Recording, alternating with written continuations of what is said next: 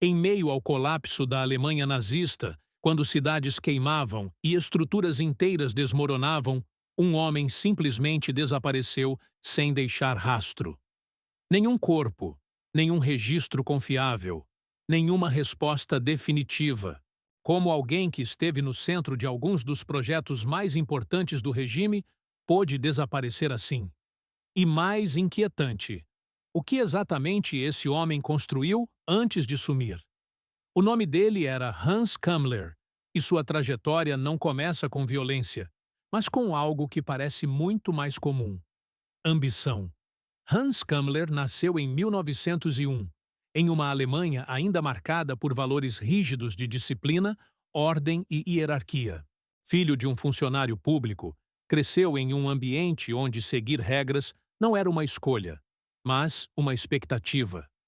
Desde cedo, seu caminho parecia traçado: estudar, se qualificar e servir a uma estrutura maior do que ele.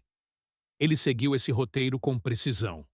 Nos anos 1920, formou-se em engenharia civil, alcançando um doutorado em um período em que a Alemanha enfrentava instabilidade política, crise econômica e uma profunda sensação de humilhação nacional após a Primeira Guerra Mundial.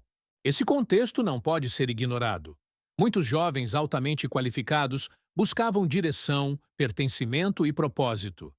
Kammler não foi uma exceção. Em 1931, antes mesmo de Adolf Hitler chegar ao poder, ele se filiou ao Partido Nazista e à SS. Essa decisão não foi um ato isolado, mas parte de um movimento maior de profissionais que viam no regime uma promessa de ordem e reconstrução. Mas aqui surge a primeira pergunta incômoda: em que momento uma escolha profissional deixa de ser apenas uma escolha e passa a sustentar algo muito maior? Dentro da SS, Kammler não se destacou por discursos ou ideologia explícita. Seu diferencial era outro. Ele era eficiente. Ele entregava resultados. Em um sistema que valorizava a execução acima de questionamento, isso era suficiente para abrir portas. Seus conhecimentos técnicos rapidamente o colocaram em posições estratégicas. Ele trabalhou em projetos ligados à aviação e infraestrutura, áreas críticas para o regime em expansão. E quanto mais ele entregava, mais confiança recebia. Mas eficiência tem um preço quando não é acompanhada de limites. E esse é o ponto onde a trajetória de Kammler começa a mudar de natureza. Ele não era apenas um engenheiro construindo estruturas. Ele estava inserido em um sistema que utilizava essas estruturas como instrumentos de controle, exploração e violência. Ainda assim, não há registros de que ele tenha hesitado. Pelo contrário, sua carreira avançava exatamente porque ele não questionava. Ao longo da década de 1930, Kammler consolidou sua posição dentro da máquina administrativa da SS. Ele passou a atuar em um dos setores mais importantes do regime: a organização de projetos de construção em larga escala. Isso incluía instalações militares, complexos industriais e estruturas que sustentavam a expansão territorial da Alemanha nazista.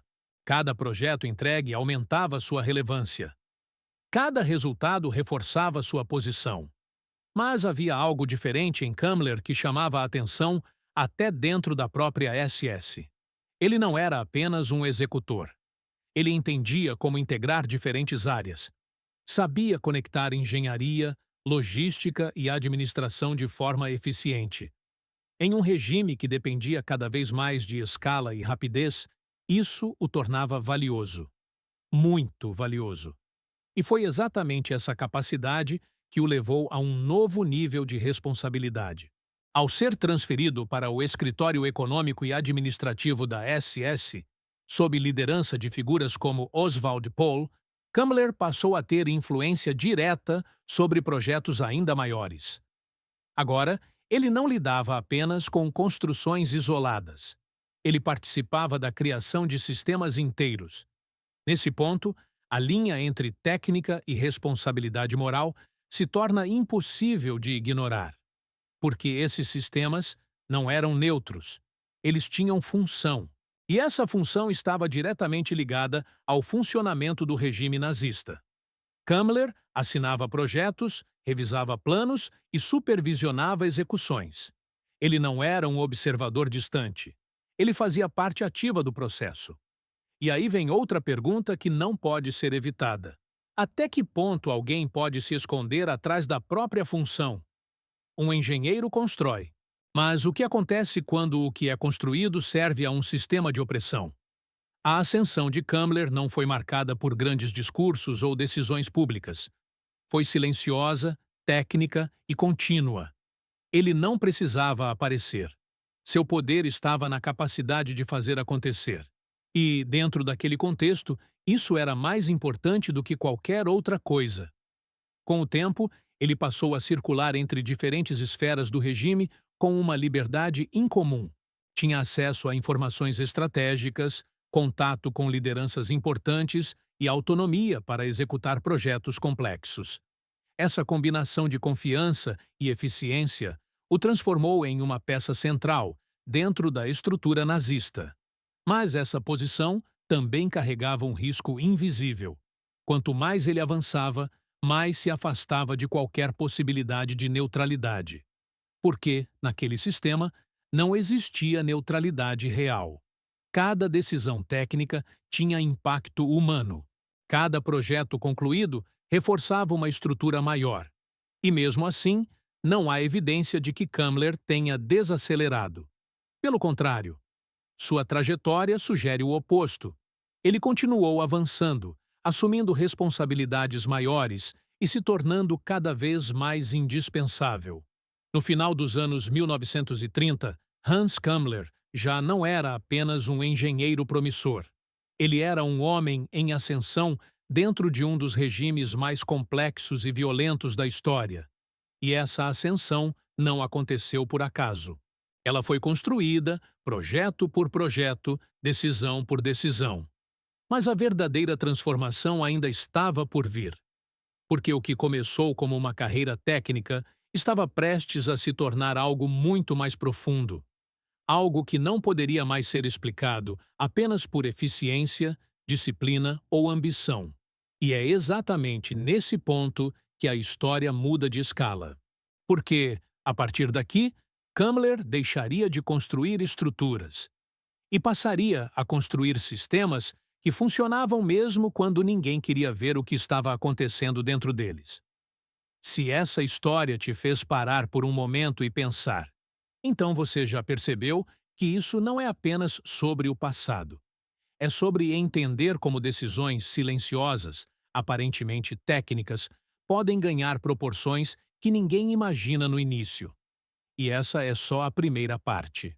Se você quer continuar acompanhando histórias como essa, que mostram o lado humano por trás dos acontecimentos mais complexos da história, já deixa o seu like. Isso ajuda esse conteúdo a chegar em mais pessoas que também precisam refletir sobre isso.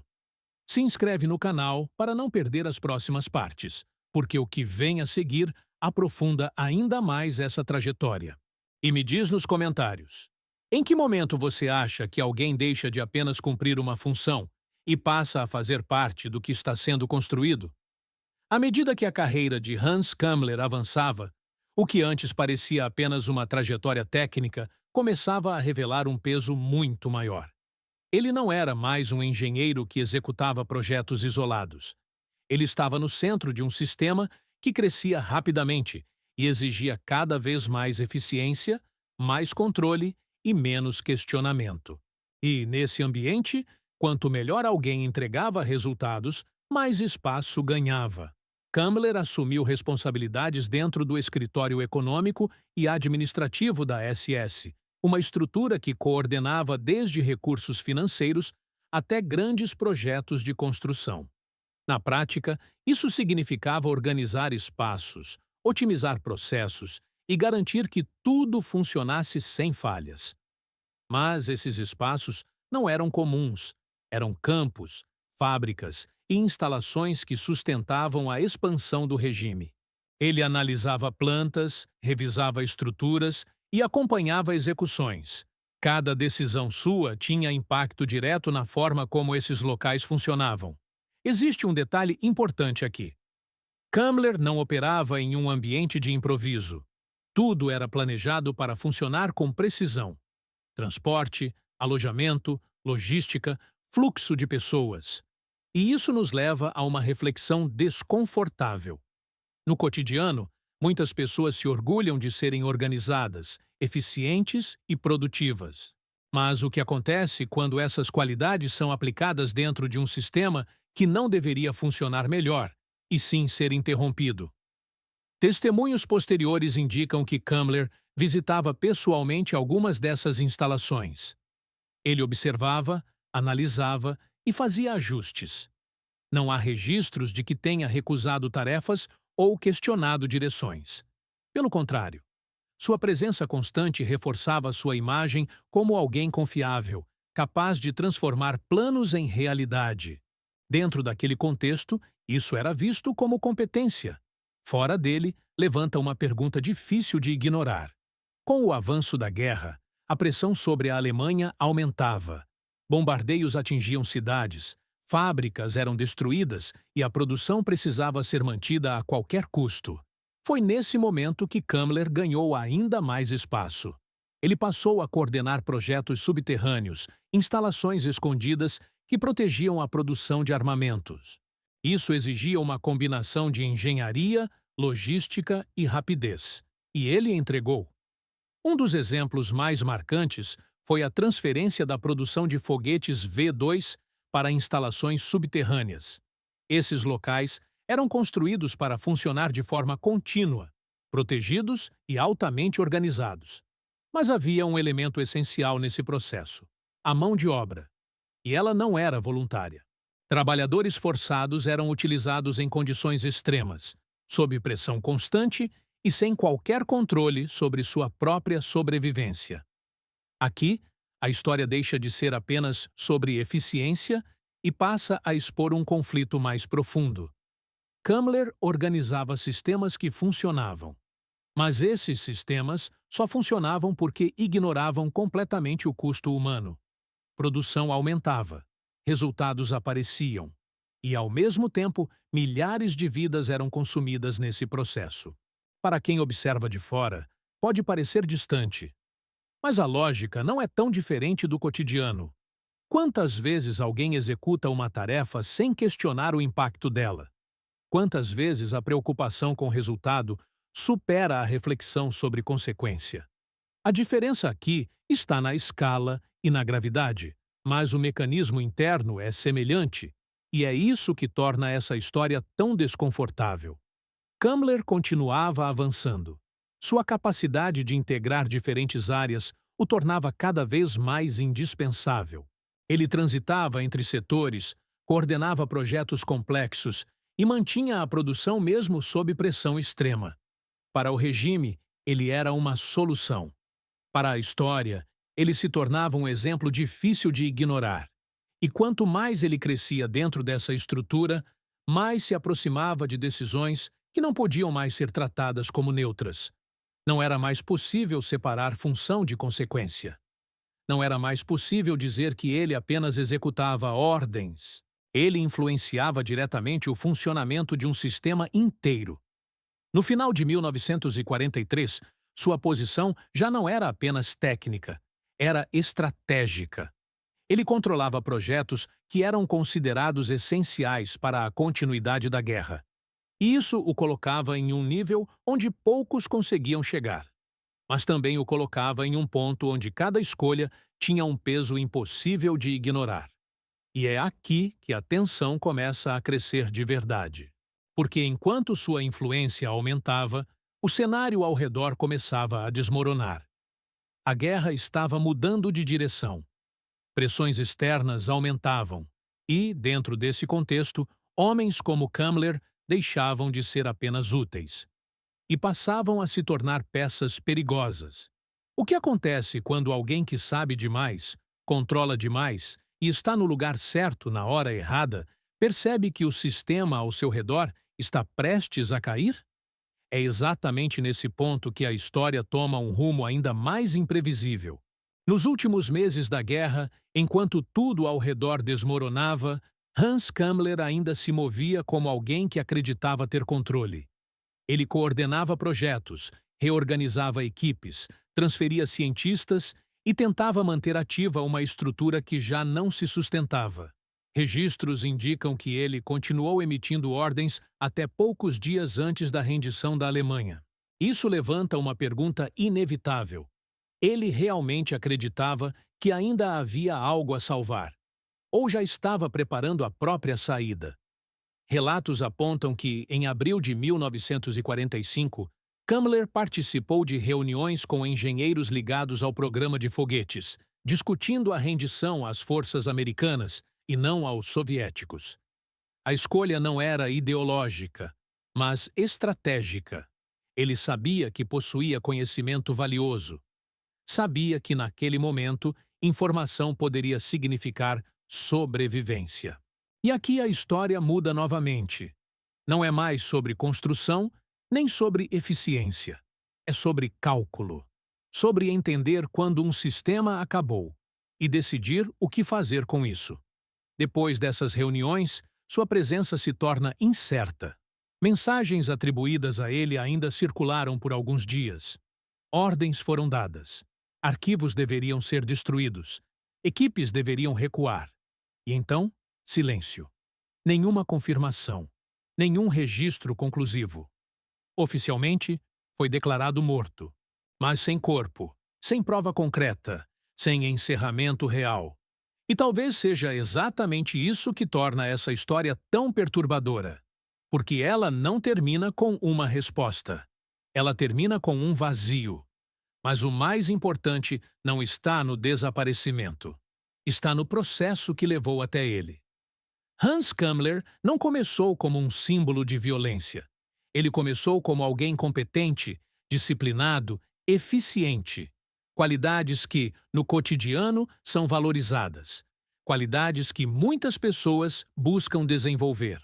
E é exatamente por isso que essa história precisa ser observada com atenção. Porque ela não é distante, ela não é incompreensível. Ela é, em muitos aspectos, reconhecível. O que transforma uma qualidade positiva em algo perigoso não é a qualidade em si, mas o contexto em que ela é aplicada e a ausência de questionamento. Kammler não foi impulsivo. Ele foi consistente. Ele não agiu fora do sistema. Ele se integrou ao sistema e, passo a passo, se tornou parte essencial dele. Agora, a pergunta deixa de ser sobre ele e passa a ser sobre quem está assistindo. No dia a dia, decisões pequenas parecem inofensivas. Aceitar algo sem questionar. Executar uma tarefa sem refletir sobre o impacto. Priorizar resultado acima de consequência. Essas escolhas não parecem grandes no momento, mas são elas que constroem trajetórias. Se existe algo que pode ser aprendido com essa história, é a importância de desenvolver consciência dentro da ação.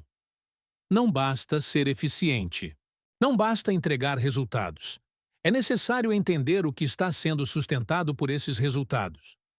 Um plano prático começa com 3 passos simples e diretos.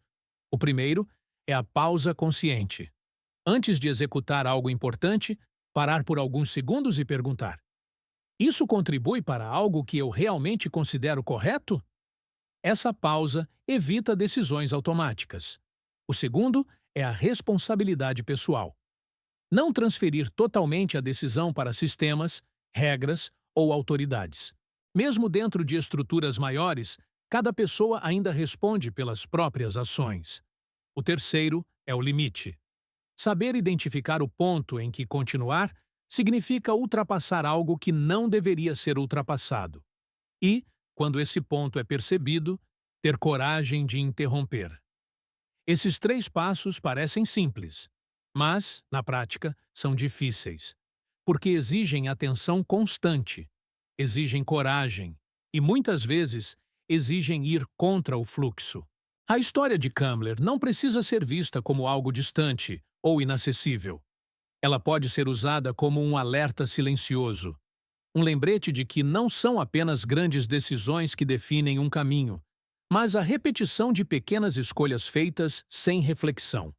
E talvez o ponto mais importante seja este: ninguém começa com a intenção de fazer parte de algo errado. Mas a ausência de questionamento pode levar exatamente até lá. Se essa história fez você refletir, então ela já cumpriu um papel importante. Se inscreva no canal para continuar acompanhando análises como essa, onde a história não é tratada apenas como passado, mas como ferramenta de entendimento. Deixe seu like para que esse conteúdo alcance mais pessoas que também precisam pensar sobre isso. E se quiser, compartilhe nos comentários o que você pensa sobre esse tema. Em que momento uma pessoa deixa de apenas cumprir uma função e passa a fazer parte do que está sendo construído? Se preferir, pode comentar de forma anônima. Porque, no fim, essa reflexão não é sobre julgamento, é sobre consciência. Ele construiu sistemas que funcionavam sem questionar o que eles causavam.